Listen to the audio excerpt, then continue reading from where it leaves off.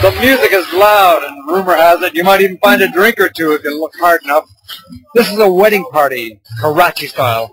At least that part of Karachi that comes from the privileged elite.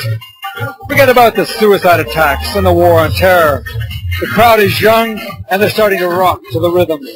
Beautiful young women and handsome young men.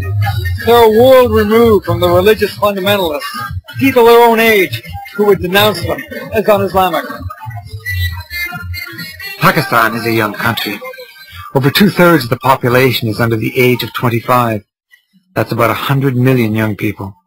What they think matters, what they do with their lives matters even more. Not just to this region, but to the world. I've been traveling across Pakistan and listening to young people, from those with the best opportunities to those with little cause for hope. In this week's Crossing Continents, the struggle for young Pakistan. We're just outside the wedding party. We're down the street, and there's a car bar. Thank you. Car bar. Yeah, tailgate's down, and people are serving alcohol. Hi, how are you? I was just going to ask you one question, because we met young Pakistanis. They're quite religious, and they consider what's going on tonight wrong, it's decadent, it's un-Islamic. What would you say to them? I'd ask them to expand their horizons, and I'd ask them what the interpretation of Islam is. The Quran is a symbolic book more than anything. The Quran's pretty clear on alcohol, isn't it? The Quran only refers to wine. It doesn't refer to anything else. You found a loophole. Everything has loopholes, so if the Quran says wine is bad, I say go drink vodka and whiskey. This wedding party is in a posh area of Karachi. So posh that the guests aren't worried about breaking a law that forbids alcohol to Muslims. The bride sits in an embroidered chair, looking ever so slightly bored while her friends dance around her. They are children of the elite, advantaged, some would say spoiled in ways that the vast majority of Pakistanis wouldn't even dare think about. These youth are educated, they'll get good jobs and live a comfortable life. But not all educated young Pakistanis share their enthusiasm for what the West has to offer. We're on the grounds of Punjab University in the late afternoon. I'm going to meet a couple of leaders of Islami Jamiat Tulaba, which is the student wing of Jamaat-e-Islami, the largest religious party in Pakistan. Islamic Jamiat Talaba is a students' organization, countrywide students' organization, and we have as a aim and objective or mission the achievement of Islamic system of life here in Pakistan. Let's be clear, this is not the Taliban talking. This is a representative of the youth wing of a long-established political party which has recently denounced the Taliban suicide attacks in Pakistan. We say that there is struggle between the ideologies, secularism and Islam for the winning of hearts and minds of Pakistani youth. We want to replace all the Western thought and practice, theory and practice, with the Islamic theory and practice. I'm curious how you plan to achieve this. We will achieve through the dialogue, and we will convince the people. There are some misconceptions injected by the Western educational system in the minds and hearts of Pakistani nation. And as soon as we remove these misunderstandings and misconceptions, all the Muslims will go back towards their Islamic basis. In physics, chemistry and biology and mathematics, we don't have any difference with West. But in philosophy, we have our own philosophy. In law, we have our own law. So in social sciences, we will change everything, and we will make it according to the Islamic teaching. And in physics, chemistry, bio, we will beat West, inshallah, on their own pitch. Okay, as well as cricket. As well as cricket. I'm curious now how far you want to go with this program of implementing Islam. Would you bring in, for example, the removal of a hand for thieving? He says that it is not cruelty if you cut the hand of a thief. If a person is found guilty of theft and his hand is cut, it is for the benefit of the other human beings. Let me ask you about women and the role of women. Segregation of gender is a basic principle of Islam. In this segregation of genders, women is respected. We want to give them opportunity to prove themselves in the four walls of any institution, as a teacher, as a lady doctor. But we don't want to allow them to be a traffic warden in the boulevard. It's not right. What about an architect? If she works in four walls of her office, she will be allowed. But architects need to get out and see the building being put up. Can visit in proper hijab. We will inshallah Aziz arrange for her quite comfortable transportation, and everything for women will be extraordinary. You don't intend to achieve this through arms or force? No, never. We don't allow our youth to use violence within the Islamic path. Violence between Muslims you do not allow, but what about violence between Muslims and non-Muslims? If they have occupied our lands as Palestine, as Kashmir, as Afghanistan, as Iraq, we will be violent, and everyone should be violent. Although in the most recent elections the religious bloc lost ground, they continue to target young Pakistanis. One of the leaders, who went by the name of Hamdulillah, told me that Islamic Jamiat Tudabar has 800 members on campus. He claimed there were what he called units, 30,000 of them, across the country.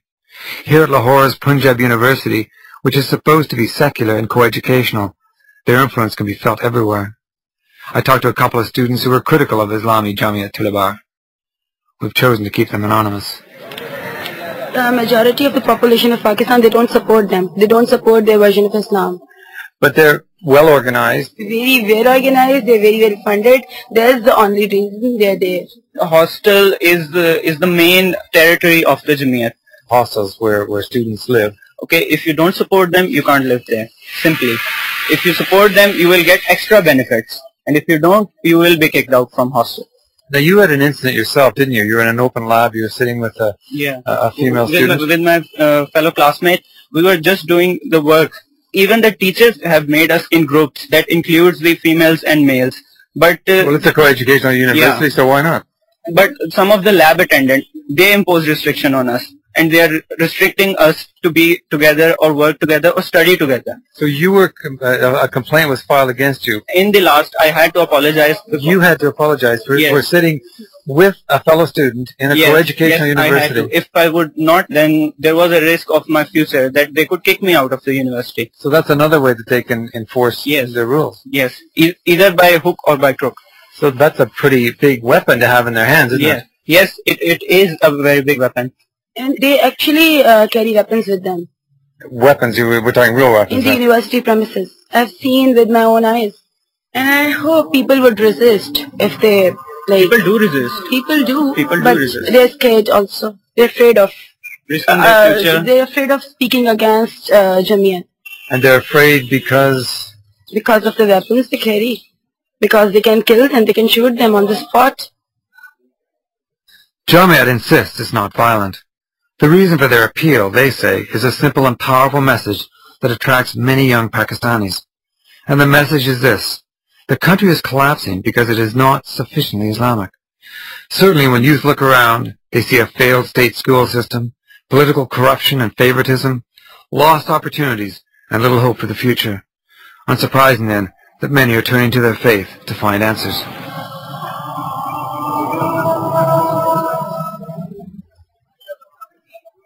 Madrasas, religious schools, are often seen in the West as incubators for terrorism. The vast majority are anything but. They preach a message of peace and provide free education where the state cannot. Madrasas stress Quranic studies, but many also provide what's called a modern education: maths, sciences, computer technology.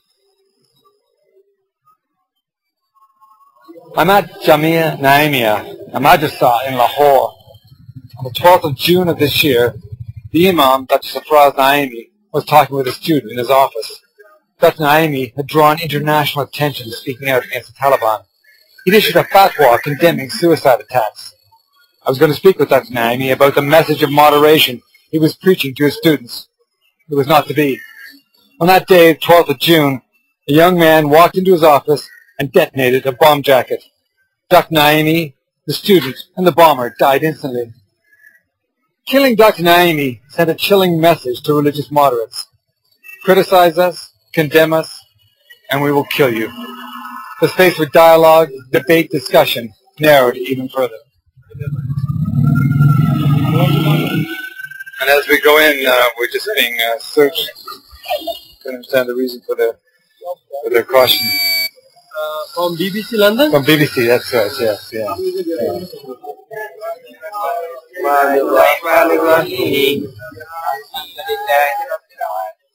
And just over to my left, students are studying the Quran. Crossing there, I can just see the office in which he was killed. It's being repaired now, but all the windows around the inner courtyard were blown out, and they're gradually being replaced. And I'm sitting with Dr. Naimi's students. Where were you when the blast occurred? He says that I was standing on the stairs after offering my Friday prayers, and he saw Dr. Naimi coming out from mosque and went to his office. As soon as he sat there, he saw a boy coming there and who blew himself while standing in the middle of the room. And what do you think about the young man who blew himself up? He says that suicide bomber was just a child. He knew nothing about it, but whether he was doing right or wrong. He was brainwashed, and he was doing what he was given training.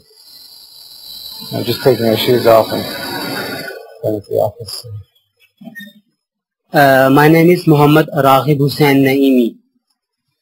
And you are the son of Dr. Naimi? Yeah, I am son of Dr. Naimi. And why do you believe that he was killed?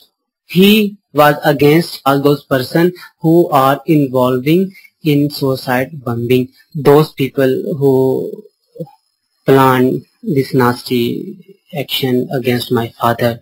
They thought that after his death there would be violence, there would be fire and killing other people.